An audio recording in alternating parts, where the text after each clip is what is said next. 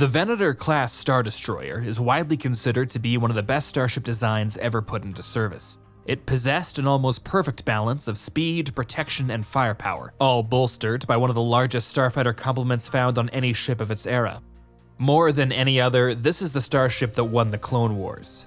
And yet, if you were to visit Ferrix, Necropolis, Braca, or any other planet with a sizable shipbreaking industry just a few years after the end of the war, chances are you would see scores of Venator-class warships in the process of being stripped and recycled. So what happened? What made the Galactic Empire decide to scrap one of the most capable warships it ever produced?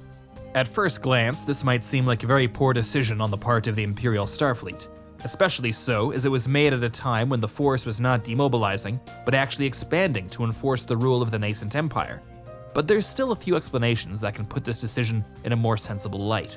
The first being, it's hard to actually know just what percentage of the Venator fleet was decommissioned and how long this process took. As soon as the newer Imperial class was introduced, it would have been assigned to whatever elite formations needed to remain at the highest state of readiness, and then gradually incorporated across the remainder of the fleet. This process would not have happened overnight and might have been still ongoing at the time of the battles of Yavin or Endor. And not every individual Venator that was replaced by an Imperial class would have been sent out to the scrapyard straight away. They might have instead been reassigned to smaller fleets or less important sectors where a state-of-the-art warship wasn't necessary. The Venator class could have also been repurposed to fit into other areas of the Imperial military. It would have made an especially ideal training ship. Imperial cadets could learn the ropes of how a Star Destroyer operates, while pilots could practice carrier starfighter operations in real-world conditions. Practical experience is always more valuable than any kind of theoretical or simulator training, so having an old Venator assigned to every Imperial Academy makes a lot of sense to me. And lastly, some Venators might have been sold to other states, such as the Hutts, the corporate sectors, or various local governments looking to bolster their own defense forces. It might seem counterintuitive to sell warships to a government that might one day try and use them against you, but doing so actually gives the Empire a lot of leverage. As most potential buyers would not have the capability to build their own Star Destroyers, they would be reliant entirely on the Imperial military-industrial complex to keep them running. In the short term, the Empire would need to provide technical experts and naval instructors to train the new crews of these ships, while in the medium to long term, it could sell the replacement parts, ammunition, and whatever else a Venator class needs to remain operable. By selling these warships, the Empire is actually creating the conditions where the purchaser now has a pretty big incentive to remain on friendly terms. And in the worst case scenario, were these ships to be turned against the Empire, they are still outdated warships to which the Imperial Starfleet possesses a complete technical and operational breakdown. There's a bit of a risk, but it's heavily outweighed by the reward. But clearly, a large percentage of Venators were scrapped pretty quickly after the Clone Wars, not sold or moved to the mothball fleets. So how would the Empire justify this? Well, I think it's important to remember that ships are put through a great deal of strain over their lifespan, and during a major war, this increases exponentially. I'm not sure you can quantify it exactly, but I would not be surprised if a single year of wartime service equates to 5 or even maybe a full decade of peacetime deployments. Even a Venator that never saw combat could have very easily been run ragged on extended patrols, convoy escorts, and a multitude of other high-intensity operations. The first Venators to be scrapped were likely the oldest models, ships that had made it through the entirety of the Clone Wars and suffered as a result, or those that had taken the most severe damage. In both cases, some Imperial bureaucrat would have come along, conducted an inspection, and decided that restoring the ship just wasn't worth the expense. With every passing year, as production continued to switch over to the Imperial class, the cost of maintaining the Venator class increases, and those Imperial bureaucrats start to be a lot more stringent on which ships meet their standards. But wars also have the tendency to advance military science in sudden leaps and bounds. A state-of-the-art gun, tank, plane, or ship at the start of a conflict can easily be obsolete after just a few years or even months. That the Venator was not replaced midway during the conflict is actually quite remarkable. Regardless, the Republic Navy and later the Imperial Starfleet would have learned a huge amount over the course of the Clone Wars, especially as this was the first galactic conflict to have occurred in millennia. As excellent as the Venator class might have been, deficiencies and areas for improvement would have certainly been encountered. No design is ever perfect. So why then didn't the Empire try to refit the Venator class? That certainly would have been a cheaper alternative compared to building an entirely new class. In our own world, you can see some pretty dramatic examples of this. An Essex-class aircraft carrier from 1942 looks almost unrecognizable compared to the same ship in 1967. In the case of the Venator, I think this comes down to a mixture of doctrinal and political interference. For better or worse, the Imperial Starfleet was a very different beast compared to the Republic Navy.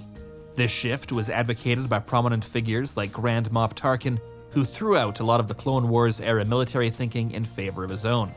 The TIE line of starfighters, the AT-series walkers, the first generation of post-war Imperial hardware, and even elements like the Stormtrooper Corps were all intended to operate and fight in a very different way from their clone-based predecessors, and none of them were designed to integrate naturally into the Venator class. Though we now find ourselves firmly in the realm of speculation, it's easy to imagine that a Venator's flight deck might not have been optimized towards TIE fighter takeoff procedures, or maybe AT-ATs simply wouldn't fit into the loading bays. The decision of what military hardware to keep and what to decommission can sometimes come down to seemingly trivial details.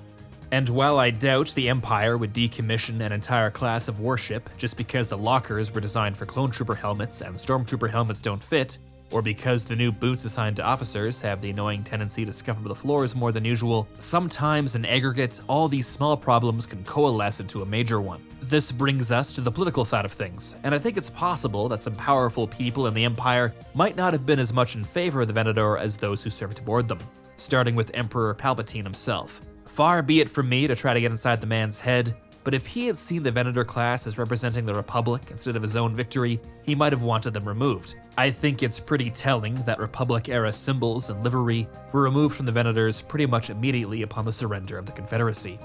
But more importantly, Palpatine had a new empire to run, and keeping its major players and interest groups loyal to him during its first tumultuous years would override every other consideration. A huge new shipbuilding program is a great way to win the support of both the Imperial military and every industrialist, corporation, shipyard, and planetary system that would be involved in the construction effort. You might have loved the Galactic Republic and been wary of the Empire, but if one of the first things it does is give you a stable, lifelong career building a shield generator dome for a new class of Star Destroyer, you might be less inclined to care too much about whatever happened to the Jedi or that mining disaster on Jedha. As much as it was a warship, the Imperial class was also a method of ensuring control, not just through the threat of blaster fire, but in making large parts of the Empire economically reliant on its continued production. I think all those reasons can pretty easily explain why the Venator was scrapped, regardless of how capable a warship it was. But now we arrive at another big question. Was this the right move? While a longer investigation into that subject warrants another video in the future, for now I'll say I think it was.